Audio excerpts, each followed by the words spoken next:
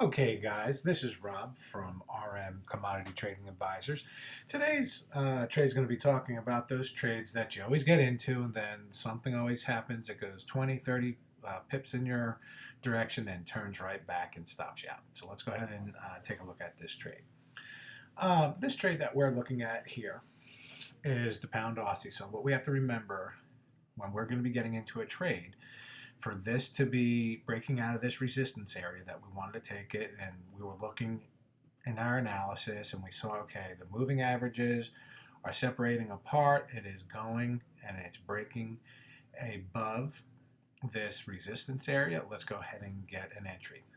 If the only thing you do is take a look at the pound Aussie in its own little world and jump in, it goes up 20, 30 pips, turns around and stopped you out. So let's go ahead and talk about what we should be doing.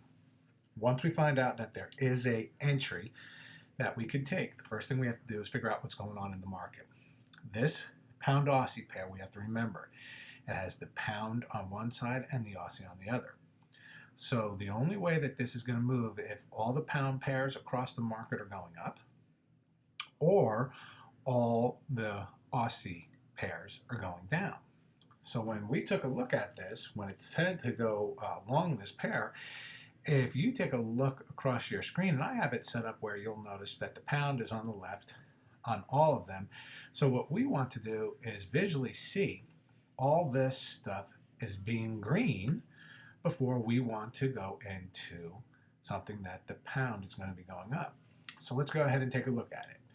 We had the entry.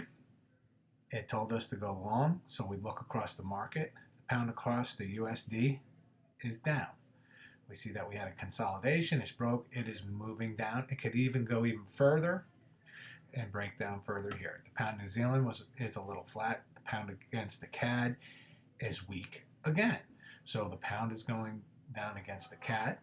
The pound was going down against the Swiss, and the pound was going down across the yen. So when we think about this trade, we don't want to be going long the pound no matter what indicator says go long. No matter what super duper trading you've learned from somebody, this is not going to go long unless either the pound is going up across the market. So when we visualized all this, this was all red. So this means that the pound would actually be negative and going down. So now when we think about it, so what caused this to go up a little bit? A good way to do this is you would do the same thing on the Aussie pairs. And what happened at that time, everything was negative on the Aussie pairs. So all the Aussie negative will also push this up a little bit. So that's how we got that little bit of movement to the upside. But that is not what we needed to continue. We needed the pound to be strong, which it wasn't, and the Aussie to be weak.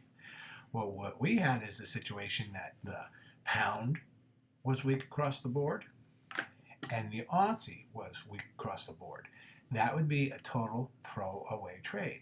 And one of the things that I noticed that I like, if you go over to forexearlywarning.com, they have the Forex heat map.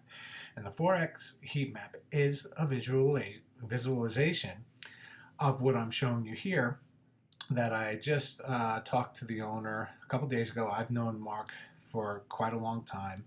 He's actually the one who trained me over about 10 or 11 years ago about how to trade. And he has the Forex heat map that he's been working on over the last 10 years, and it's a great tool to visualize what we were talking about here. So when we got the entry, you could visually go to the Forex heat map and see, okay, all right, the pound is weak, okay, a little bit weak, okay, this is not a situation you would go long the pound. But then also, remember how I told you everything on the Aussie was weak? Look at all this. This was all weak. Now this actually is a weak signal because the Aussie is on the quote side here. So if it's on the opposite side, this going up which is the green, means that the Aussie's going down. So this is a 100% signal that the Aussie's going down. So it was that Aussie weakness that probably in the market had a chance to get you going, but then you just got totally slammed by all the pound weakness that was in the market. You can't go long if all this pound weakness is in the market. So we have to remember that when we want to take an entry, we had to see all this to be green. So we would want to see this all green, and then the euro pound being on the opposite side, we'd want this to be red, which was not the situation. This is a fantastic tool that will keep you out of getting into those trades that you say, hey, it went up 30 pips and turned around and went right against me. So remember, for this lesson here, what we want to look at is when we're getting into something that's saying, okay, we have an entry, we have got to look at the market as a whole, because remember, this will only move if all the pounds across the market are either all strong or all weak, or the Aussie is all strong or all weak.